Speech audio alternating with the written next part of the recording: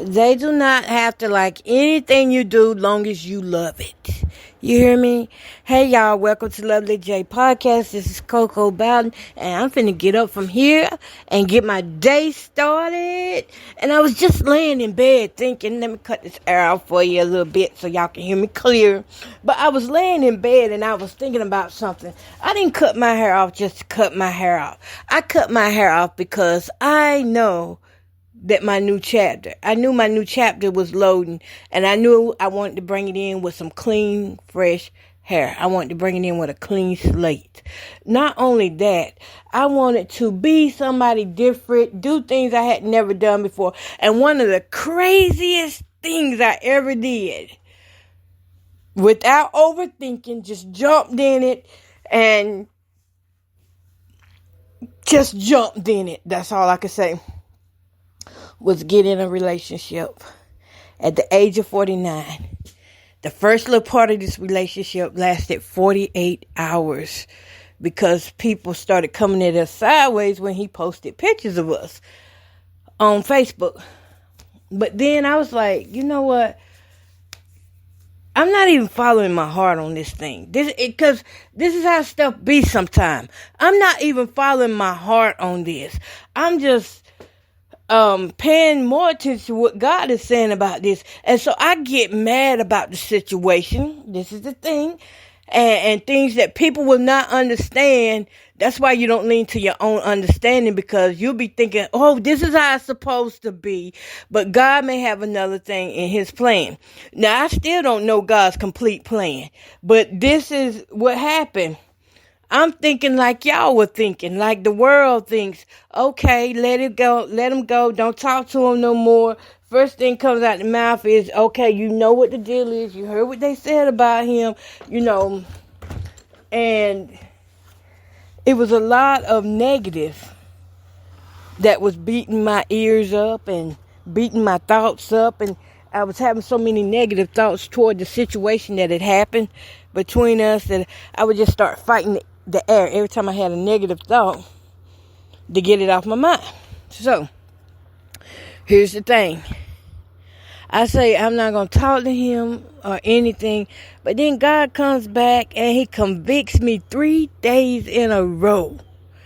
And I'm like, but you don't even approve of this type of lifestyle that they're saying that he so-called has or had. I don't know. And don't really know the truth. But I got convicted hard. As a believer in Christ, follower of Christ, to be more like Jesus is to accept people where they are, and to love and restore them back to him. Not back to life, but back to him, because the only way they will have life is through and by him. So I did that. I went back and I was like, well, they having wrestling. And that was my way of apologizing for walking out the first time. So we ended up getting back in a relationship. And the 25th of July made it 1 month since we've been talking and in this relationship. But I can tell you, I have learned so much already about this relationship. And most of all, I've learned so much about me. You know what? I don't give a hoot what y'all think. I don't care what anybody thinks, because at the end of the day, if you didn't live the life you wanted to live while you were the age you could live it and while you had an able mind and body, you're crazy. You're crazy to let people talk you out of living your life. If I'm making a mistake, if I'm making a mess of things, that's my mess. And at the end of the day, I'm going to sit back and say, well, at least I gave it all I had.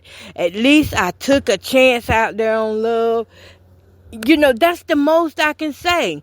And the worst thing that can happen is if we do break up and go our own separate ways. That's the worst thing that can happen. People, get out of your feelings. Get out of your head. Get out of this worldly way of thinking all the time. It is killing our society. Just thinking this is how life is supposed to be. Traditional values are okay. Traditional cores are okay. But if it goes against the Spirit of God, Come on, folks. Anyways, I like where I'm at. I like being with him. I used to, you know what? Let me tell y'all something. I used to be ashamed to admit things like that when I really liked somebody. And then when they got away, you know, I felt stupid. I felt stupid because I didn't really tell them how I like and how I felt about them. Well, today, I'm much mature in my faith and mature in the spirit. Like I said, you got to try the spirit by the spirit. If it is not something from God, you're going to surely know. And I will know. But right now, it's too soon. I'm still in my trying season. He's still in his trying season. Who knows? He might not like me like that after a month or two of being around me. So, let's just get out of that thing of trying to prematurely break people up or sabotage people's relationships. And, you know, if things do hit or, you know, we find out things that become different. He decides he don't want to be with me and I decide I don't want to be with him. Hopefully we going to be mature enough to just say, hey, it's not working and go our own separate ways and remain as friends. That's crazy how people are these days. Now, some people you can't stay friends with after you leave them. But if you've had a good relationship and you laughed and it's just a few things keeping y'all off balance, but it's enough that you can't be together, but you can still be friends, then be friends. If you can't, get on somewhere and let somebody else love him or her. I'm sick of society's way of thinking and thinking who's good enough and who's not good enough. People be looking at me sometimes back when I was with my ex and they be like, girl, why you with him? That's who I chose. And everything I found out the hard way was because I chose to find out the hard way. I ignored all red flags. I ignored green flags. I ignored everything. I ignored God in my last relationship. I ignored everything God was trying to show me, tell me. Every time God tried to protect me, I put up walls. And I got the worst end of it. I reap what I sow, and I do believe that reaping, on that end, is coming to an end. I believe it is. Because as soon as he passed away, so many good things started happening and people started coming out of nowhere showing me real love, not the society's way of loving people, but agape love. And that makes the difference. And that's why I can speak from my heart the way I'm speaking right now, is because I'm going to love people regardless. The Bible even teaches me to love my enemies.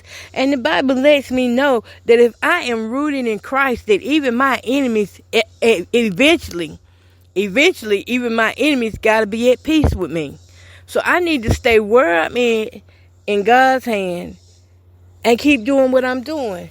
Now, as far as me and, I can't even say my friend. Well, he is my friend and my lover go, because I can call him that now. As far as we go, I'm having a great time with him. I really am. I told y'all that was the best first 48 hours I ever had. And now I'm just getting the other part of it. But I'm having a good time with him. It's not, I don't think relationships are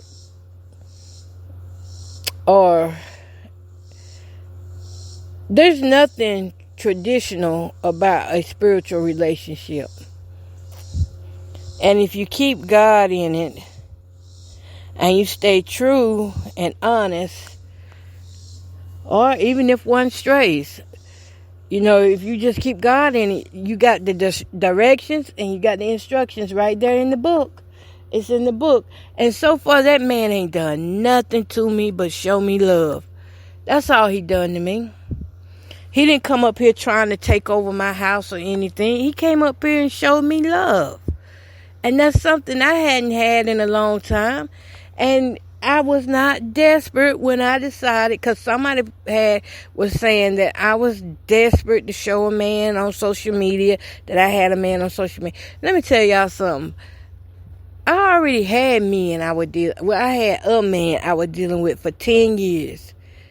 He was a situationship. If I had been desperate to show somebody, it definitely would have been him. because he had all this, he had a lot going on for himself. But I wasn't never desperate to show anybody. And the reason why I chose to show Emmanuel, because Emmanuel said, love me out loud. He sent me a meme one day, and it was like, I can't remember exactly what was on it, but it said, basically, don't keep me in private, love me out loud. And I've never had anybody tell me that before. I've never had nobody send me that before. And so I said, okay, well, I know what that feels like to be kept in the dark. I know what it feels like to be kept a secret, to not be acknowledged in public, to not be loved on in public and things. I know what it feels like. I went through too many years of it. So this time I cut my hair and I'm going to do different. I don't care what anybody says about me, how people look at me. Church folk, mind your own business. Go get your... Well, church folk ain't even in it now, I don't think. But I'm just saying, church people, we got to get it together. We got to stop acting like such ducks in the wood and get out here in the highways and the byways and see the people who are lost. And I'll tell you something. If I have any disagreements with him, I will talk to him and not y'all. I will talk to him and God. But he has not given me a reason to not be with him. Not even for whatever those people were saying either. I mean, that's no reason. I mean, to be honest, look around. How many people can actually, he without seeing cast the first stone? Really? How many people can actually do that? There's not too many that can. So yeah, I'm enjoying my time with him. If y'all want to check out some of the videos we did, go to Lovely J Podcast on Facebook. You get to see some of the videos that me and him did. Give us some likes, give us some hearts, leave some comments. I posted them because we both actually like doing videos. We actually enjoy each other's company. Like, we could just sit there and look at each other and start laughing. And I'm like, why are you laughing? And then he starts laughing some more, and then I start. I mean, really, laughter is medicine for the heart. And if I can laugh with the brother, hey, he's exactly where I want to be. I want to be in the arms of the man who keeps me happy, keeps me, well in spirit, so that my physical body can be well. And let me tell you what else he has done for me that nobody has done for me. Now, I don't know if I said this on another podcast or not, but I have these sleeping spells, and y'all know when I come on here talking sometimes, I yawn a lot during the broadcast, and that's because my lungs be trying to regulate and, catch up with air or whatever they call it because of COPD. But I have episodes at home by myself a lot. And I go through these episodes by myself. I go through the pain of living with chronic pain and chronic illnesses by myself. And that still don't make me desperate for a man, y'all. Okay? That still don't make me desperate. Because if that's the case, I wouldn't have been single for 14 years. Okay? It's around 14, I believe. It's been long enough. It's over 10 years. But it doesn't make me desperate for that. But anyways, sitting here and I didn't really want to show him what I really go through. I mean, he's seen all the medicine. He saw 22 prescriptions. He know I'm on all that medicine. And I didn't want to show him what I really go through. So I called myself on, just try to play it off. And I was playing it off good till I got down there at that lake. And I think my body must have got too hot. And I couldn't stop yawning. My breathing kept laboring on me. I had to take asthma pumps. I had to take the 12-hour pump, the Spritual, the Spritual, and I had to do those inhalers that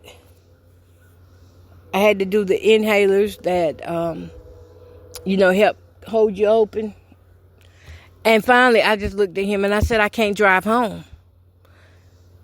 And he was looking like, what? I said, I can't drive home till I go to sleep. I said, if I don't sleep now, I'm going to knock out on you anywhere. And it could be sitting outside anywhere. When I feel myself getting sleepy, I got to go find somewhere to get to sleep. I said, I got to sleep for at least 10 minutes. I said, you set the timer for about 10 minutes. I'm going to set the timer. And then after 10 minutes of sleeping, I'll be refreshed and I can drive again. And this particular day, I did sleep about 15 minutes. Me and him fell asleep in the car at the lake, and thank God nobody approached us. But we fell asleep, and that was some good sleep. I was right there in his arms. Just loving it. Just loving up on him. And I woke up when the alarm went off, but he was still asleep. I figured he must have needed some rest too. And we finally woke up and drove home, and that was the first time he got to witness, me going through one of the episodes of COPD, chronic fatigue, and muscle weakness from not enough oxygen getting through the body. So we get back here to my home, and I'm like, we're going to cook this, we're going to cook that. I'm so excited to be cooking for him, because I love to cook. Y'all know if it could be anybody I cook for. But most of the time when people come to my house, if I see you tired or hungry or something, I may look at you and say, you want something to eat? Because I'm finna eat something, even though I'm not really finna eat nothing, but I know you may want something. So I'll be like, you want something? And I go in the kitchen, because my mama taught me that. My mama Cammy, that's what she always did when she had visitors come down her house. What can I get for you? That's the type of spirit that she had, and that's the type of hospitality that I learned from her. So I was ready to cook one day, and just as happy to be cooking, and then soon as I started cooking, the episodes started hitting again, and I had to go sit down. And this time I was like, oh my God, I hope he don't think any less of me because of these spells. But he looked at me, and he said something nobody had never said to me before. Mind you, I've been dealing with chronic pain and chronic illnesses since I was age 15. And usually when I go through things, people say I'm being dramatic, or they saying that I'm faking and things like that. He didn't say that. They call me lazy. Things, just derogatory words towards me, because I can't do like they can do. Like they might can get up and wash dishes and stand for hours and hours, or they might can sweep the floor for hours and hours, where I got to sit down and do a lot of it, but I still get it done. But I got to sit down and do it. And because I used to have to sit down, that was one thing about my ex that always made me feel bad, was that he used to always call me lazy sometimes, because and he would go around and talk a lot of mess about me because I couldn't clean up the way my mind wants to clean up, the way I want to clean up. I couldn't do it because I had all these limitations because of these health conditions and problems. And to be honest, I didn't understand it either back then. So we forgave, but I didn't understand what I was going through either until I started getting in my 40s, and then people started breaking it down to me, what was going on with my body. If I known my body was going down when I was in my 30s, I would have surely done more to preserve my body than I did back then. But we can't change that now. Anyways, back to him. Let's jump forward. He's sitting there, and I think he saw I was kind of struggling with getting things together, and I finally said, I gotta sit down, I gotta go to sleep a little bit. I'm gonna put the timer on for about 10 minutes, and then I'm gonna get up and do what I gotta do. And he said, baby, just go ahead and lay your chair back and go to sleep. And so I laid the chair back and went to sleep, and when I woke up, he was sitting there holding my feet, rubbing them and watching TV. And I thought that was the sweetest thing anybody's ever done for me in a long time. Outside of my grandchildren. That was really sweet of him to sit there and really just hold me through that process. And it's not easy, y'all. It's not easy. If you know somebody who has COPD, not all of us are on the oxygen tanks, okay? When you're in whatever stage, I have mild. And so I'm not on an oxygen tank or anything, but I do have the chronic fatigue and weakness at times. I have to stop what I'm doing and just go take a break. Now, when I first was diagnosed with it and didn't understand a lot about it, I would be so mad with myself. I mean, really. I'm serious, y'all. I would be so mad with myself because it's hot outside. I had to come in because I don't want my breathing to start tripping. I was really mad with myself because I had smoked cigarettes since the age of 10. Didn't know that I was really harming myself. Really thought I was being cool. And that was all it was to do, to hang with the in crowd, is you got to do what they do. That's all fun and dandy till you got to pay the price for doing what everybody else does. And that's why when it comes down to my relationship, I'm not doing what everybody else does.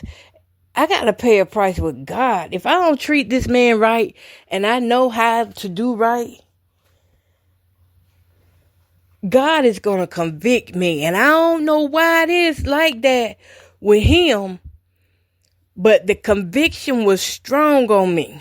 And so I have to listen to what God say versus what I see out here and, the things that people are saying. I have to, I have to take that up with God. And so I'm just careful how I treat people.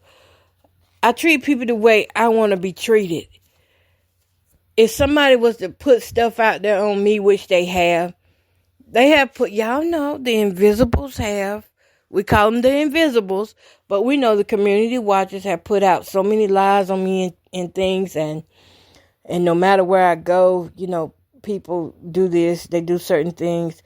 I know what that feels like, to be lied on. I know what it feels to be slandered. I know what it is also, how it feels to have people put your truth out there before you can put it out there. Now, I don't know. That kind of hurts worse than being lied on. When something might be true and somebody else puts it out there before you've had a chance to really be like, okay, let me get strong for this. Let me get mentally tough for this. Because I know I'm going to have some backlash. So I know what that feels like too. Because I deal with that every day. Every day I deal with that. No matter where I go, I have to deal with it. But what I'm saying is, you have to live your best life with whoever God puts in front of you or whoever you want to live with. Just know, no matter who you live with, you still got to treat people right and exercise precautions. And it's hard to earn trust, so take your time out here.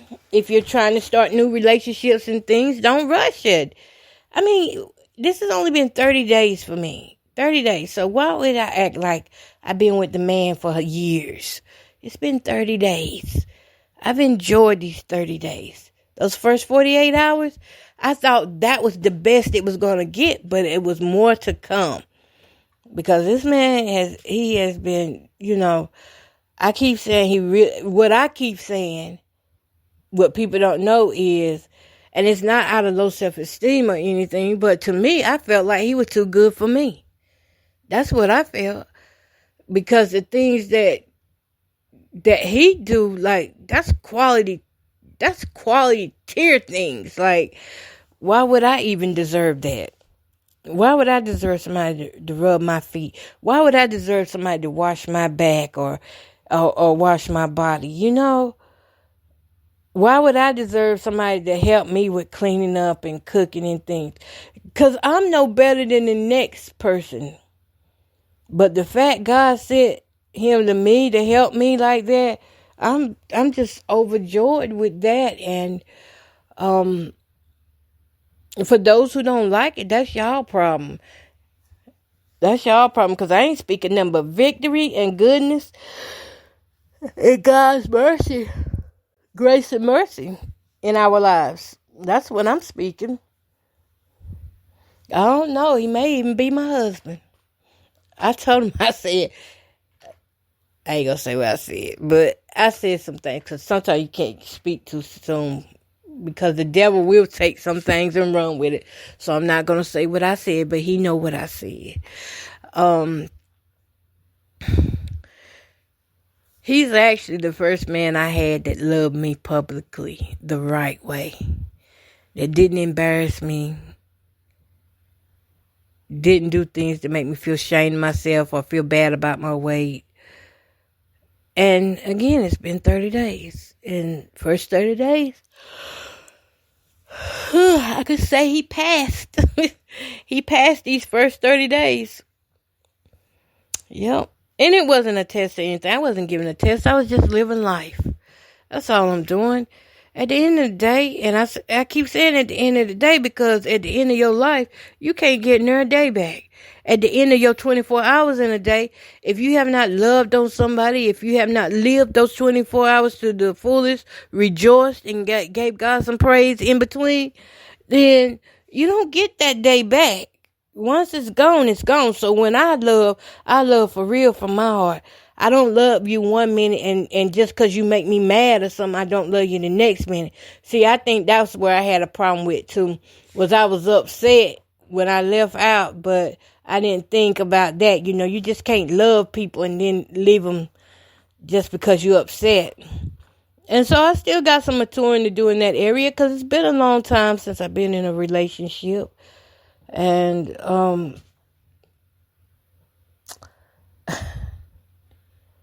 It's different. This one is different. There goes the nose. I told y'all that's why I came on in, because I felt it happening. I was sitting outside and it was getting hot. And I felt a little thump in the lung and I was like, let me go in. But yeah, so it is. I am with him. He is with me. And we just living life. That's all I can say. We just living life with a title. That's it. That's it. And the title is official. We did make sure we clarified that with one another, who we were. And at this moment, we are a couple. So,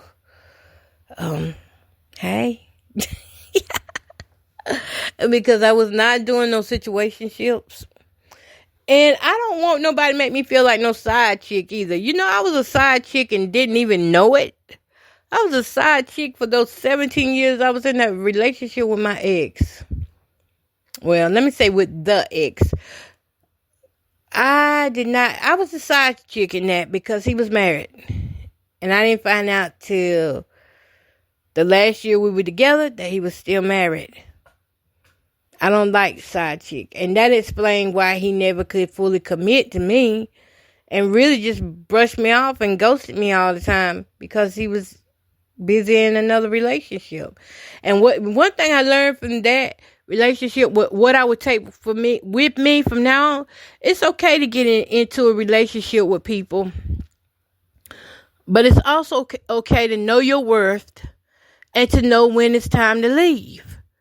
Now, that's the one thing that I will take with me out of that entire relationship is don't never sacrifice who you are for somebody else's come up. Oh, hell no. I'm not doing that. You got a hell out of me on that one. But don't sacrifice who you are, your true identity, your personality. And don't split. Don't split your personality. Listen, let me tell y'all, I studied mental health for when I became single. I started studying mental health. So I've been studying mental health now since I want to say I started it was when I started school. So when I started in college, 2012. Since 2012, I've been studying mental health. And one thing that I learned is that when people deal with different personalities and things, it's because they can't handle something. That's why. So 14 years. It's been 14 years since I've been studying mental health. And I mean, I studied every day, like religiously. And I never heard people break it down like I'm finna break it down to you. You know why people split? They split because they can't handle certain situations. They haven't learned how to cope with certain situations. Disassociation happens because It's too much for the heart. It's too much for the brain. The brain needs clarity. The brain needs to know which direction do we go from here. And I learned that thing because CPTSD is no joke either when you've been in a domestic violence situation. You carry all that with you into the next relationship, but you got to learn how to maintain it. You got to learn how to manage it. Keep it at the back because it will jump up in front and think it's the star of the show if you don't know how to manage it. And that's the one thing that I learned is when enough is enough. Some things may be fixable, but if there's no real true love there, and there's a lot of manipulating, and there's a lot of lies and scandals, that's not worth fixing. It's not worth fixing. It's not worth sticking around to see if it's going to get better, if there's physical abuse or verbal abuse. I was mostly verbally abused. I got physically abused one time in that relationship, and that was when I tried to keep him from going spending his money with the other women, and he wanted to get out the house, and he gave me a big karate chop in the back of my neck, and to this day, I have a separation. My spinal has a slight separation from the neck bone, from my skull, my spinal and my skull. And so I suffer with issues from that too. One time is enough that it can severely damage you to where you end up living like I'm living now with chronic pain and spinal issues. Spinal issues is part of my problems too. But that's why you got to be grounded in the Word of God so that you know when your time is up. When your season is up, get up out of there. What are you trying to make it work for? If God has left the building, you might as well leave too, because after he leaves, nothing good is going to come out of whatever you're trying to do. You can't pull God back into your mess once he says, I'm done, he gone. You can't pull him back in there once he didn't warn you to leave and you chose to stay. No, that's not how God works. God is the one with the plan. He's the one who knew us while we was in our mother's womb. And you think he gonna let you come up and change his plans? Oh, no. He knows what's best for you. He knows who is best for you. And right now in this season, who he put in my life was Emmanuel. And I'm not going to turn my back on Emmanuel for nobody. And I don't expect y'all to turn your backs on who you like and love for me. That's just how it is. I learned that a group thing is not always necessary. See, that's another problem too. When you try to live in a relationship according to how your parents did it, or according to the family cult. I call it cult because a lot of times these families are so enmeshed with each other's lives that they don't have time to live their own lives. One of them's lives can be going all the craze, but they're going to judge you every time you turn around for everything you do. Judge me. I don't care. Judge me. Talk about me, put me down. Do what you gotta do to make yourself feel good. Because what Jamie gonna do is keep her joy and peace. Cause my joy and peace comes from God. It didn't come from the world. Ain't nobody on this earth gave me the joy and peace that God gave me. And that's where mine is coming from. And so whenever I go out here loving, when I go out here, giving my time, I'm not gonna regret it. Because it's something that I want to do. I learned to make choices intentional choices about what I want to do. So that's where I'm at in life. I don't listen to a lot of people no more. And then it be people trying to teach me, but then when I look at their life, I'm like, you sure you in the right position? Are you in the right position? Because you got some things going on too. Now I can learn from you. But it's probably not the lesson you're trying to teach me.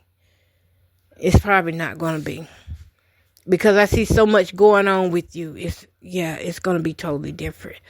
But anyways, just one day at a time, folks. Stop trying to act like you know when the last day is and you don't. Just live your life like every day is going to be the last. That way you don't miss nothing along the way. And far as friends and family go, you can choose your friends and family wisely. And be careful not to be so judgmental in the choosing, because you may overlook somebody just because they got a habit. Can we talk on that for just a second? I had a habit.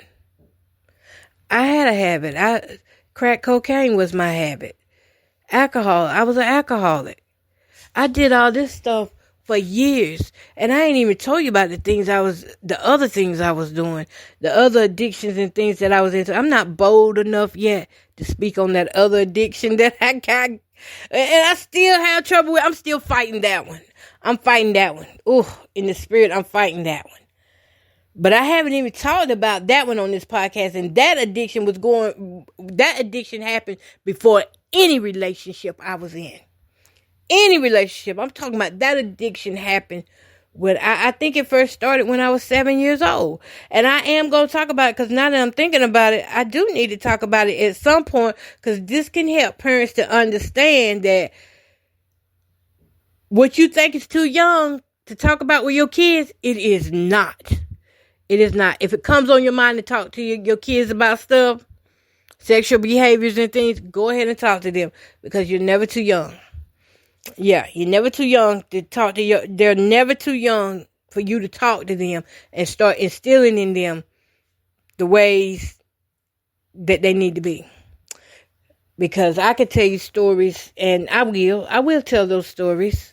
It'll be an explicit podcast, but I will come back and share some of that with y'all about the things that I have endured and things that I go through with this certain addiction that I really haven't talked to anybody. Well, I talked to one person about, but I haven't talked to anybody else about it, because I've been fighting it in silence.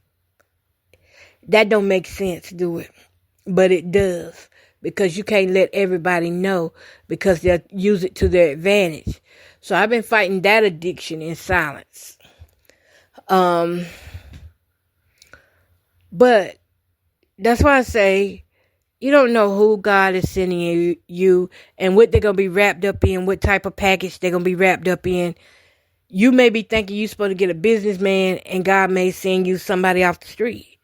You may be thinking you're supposed to get a lawyer, and God may send you a janitor. You know, you just don't know. So instead of putting pedestals way up here, just keep your heart humbled and pay attention. Be sober-minded. Be vigilant. Sober-minded for me was, okay, when me and him first started talking, y'all, we started talking July 25th last year in the inbox on Facebook. And he was the only person, like, really I was having conversations with. He was the only person actually was listening to anything I was saying. And then when my ex died, I know I just dumped all over him. I dumped all over him about things I went through with him, and you know, just poured out a lot of my heart and emotions to him. And he was going through some grief at the same time too, because my ex is actually his cousin. And plus he had, you know, he had lost a woman who was a close friend of his, you know, someone he was dealing with at the time. So we both was in a grieving state. But you know, he listened to me. He was shooting his shot too the whole time. He was shooting his shot the whole time, and I would be like, well, I'm gonna change the conversation, and so I kept changing the conversation every time he would, you know, say something. And I did like him talking to me, and he would send me little memes and things, and they were hot. That's all I can say.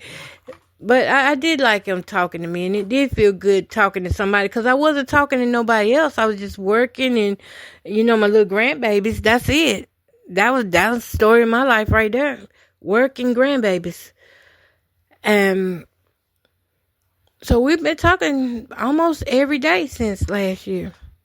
And I remember the first time we went without inboxing each other for about 2 weeks. Boy, I felt like I just wanted to go in that inbox and say, why you ain't inbox me back? That's what I wanted to do. But I didn't because we wasn't in a relationship. So I held back on it. And I just would be like, hey, how you doing? You know, hit the inbox up like that. Y'all, my air just came back on. But long story short, I wasn't looking for nothing. I wasn't looking for nobody. I was just enjoying conversation. And when I did call him to help me with my leaves, it was innocent. That was an innocent call. It was to help me because I had worked on my leaves outside that day before, and I was like, I cannot do this. It was so hard, having COPD. It was hard for me to rake as much as I like. I got it right smart done, but it took all that morning just to do a small section because I had to keep sitting down and I had to quit raking at times, and that was hard. So when we got together, it was innocent. I really wanted him to rake my yard, and the rain happened, so we ended up going out to eat. And then next thing I know, he was like, I want to do this every Friday. And I was like, what, go out to eat? And he said, yeah. He said, I would like to do this with you every Friday. And so ever since then, we just kind of been hanging out and enjoying each other's company.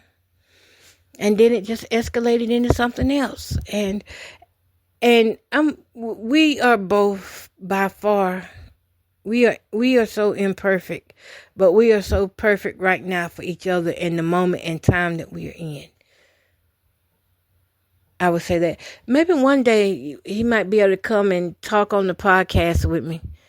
I think he liked to talk. But then again, I didn't know him as a talker back in the days. 20 years ago, I didn't know him as a talker. He was always quiet, Manuel. Manuel was always in the background. Like, you wouldn't know he was there.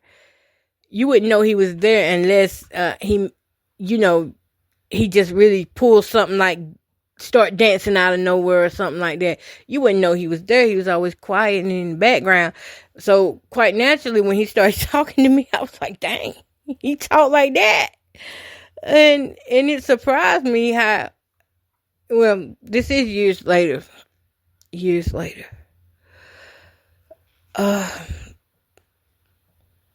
But I'm glad he talked to me, and I'm glad he was patient and heard what I was saying, because that helped me get through the grief of my ex. And I know at some point he must have been tired of me talking about him, but he never did let me know. He still let me go on and on about him, and one day I'm like, I think I'm good. I think I'm good now. I can make it now. But when I tell y'all, that took 9 months. That took 9 months for me to deal with my ex's death. It took 9 months for me to put everything clearly and in perspective in my mind. Because those of you who don't know, anytime you have dealt with a narcissist, that's trauma on the brain, that's damage on the brain. And that damage is real. And it takes time. I remember it took me 10 years to get over him. It took me 10 years. And I had to keep reading the Bible. I had to keep praying. I had to keep really acting on faith. It took 10 years. That damage you did. And some of that stuff still ain't healed. That's the thing about it. But I don't let it bother me like it used to, because I learned how to keep going. But I still find myself sometimes pulling back and shutting down. And like with him, I'm like, can you call me? Is it okay I call? Like, instead of just me calling, I'm asking, is it okay for me to call you? That lets you know that I was traumatized in those areas. That I feel like now I got a man that's nice to me, that wants to be loved out loud. But here I am asking permission. Is it okay I call you? And things, so I got some work still need to be done. And that was work I didn't even know need to be done until I got with him. But yeah, I got to get that done. And he was like, you don't have to do that. Why are you doing that? And I didn't want to say because I was embarrassed to say why I asked. But because of the side chick for that many years, that's what the side chick had to do. Had to have certain permissions before it could do other things. Had to have certain permissions or get embarrassed. That was the other alternative. So say if I was going to see him somewhere and he wasn't here at the house, if I didn't let him know I was coming, when I pull up down there, I was going to get embarrassed because he wasn't going to come out the house or come out from where he was, or he was going to tell somebody to tell me he not there and things. So I went through a lot of things, and I didn't know how bad it was until you don't know how bad you've been damaged until you try loving somebody who's good to you, but you're still operating with a side chick or past mentality. Mind you, I never wanted to be a side chick. I didn't even know I was a side chick till the woman showed up 17 years later. So that explained why I was denied a lot of privileges and given broken promises. But anyways, he said, you don't have to ask me. Just do it. And I'm like, what? Just do it. And then with his phone, right? I used to have to darn near fight. Darn near fight. And plus, I never got to see the ex's phone. But with him, he was like, here, go ahead and look. I'm like, really? But I don't want to look. He said, you can go ahead and look if you want to look. That's different. That's different for me. So, I don't know. But it's one day at a time. And y'all, I'm finna find me something to eat. I'm glad I got a chance to come on here and talk with y'all. But it's 2:24 p.m. and I have not ate yet. And I could talk some more. Let me see how long I've been on here so far. Because I be getting into my talking sometimes. 47 minutes. I haven't done podcasts that long in a while. 47 minutes. Let's see. I got some pizza in the refrigerator. I got a protein shake I'm going to grab first. And about 3 bottles of water. Make some electrolytes. But yeah, don't because a person has a habit. This is what I was saying earlier. It just came back to my mind.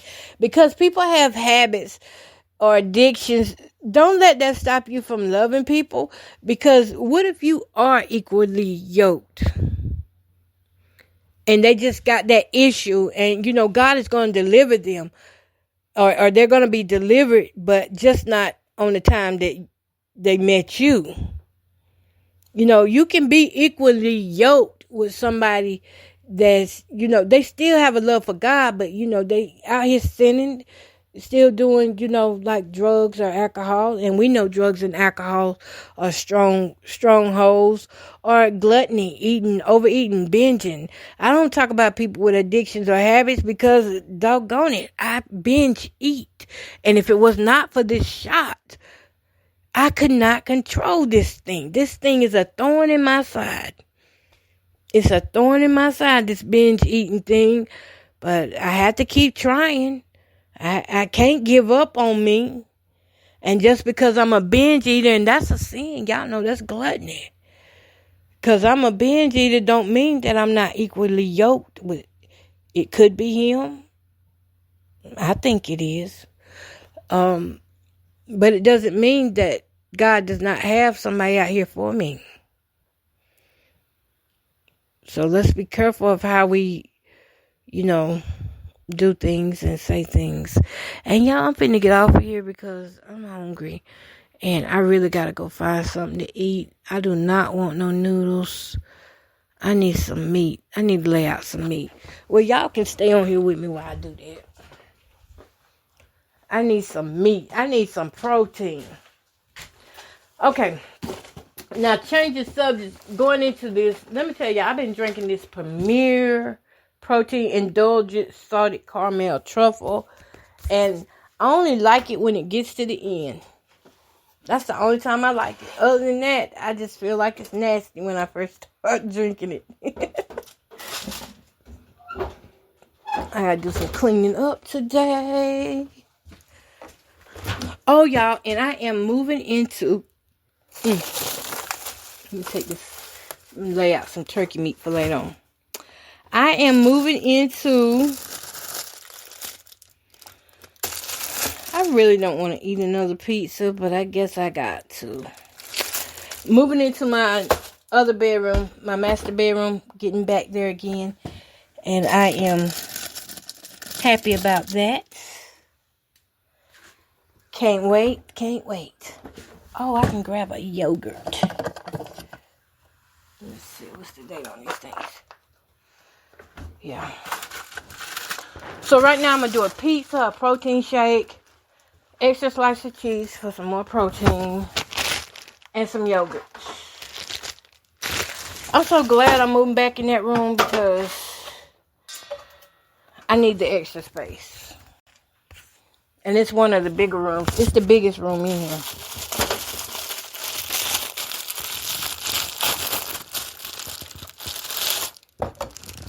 Put that in there. Yeah, it's the biggest room in out of all the bedrooms. And it's equipped with everything that I need for as my health care. Which I'm happy about that because y'all know how it be. When you got a lot of medicines everywhere and you want them actually in one place. Okay, what am I doing? What am I doing? Okay, y'all, I'm finna get off because I can't concentrate. Don't ask me why. This cat.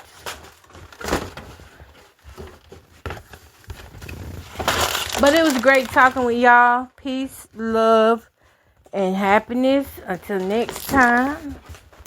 I'm going to cut this air back on and go have a great day. Y'all better have a great day too. Oh, wait a minute. I can leave that off. I can use this one.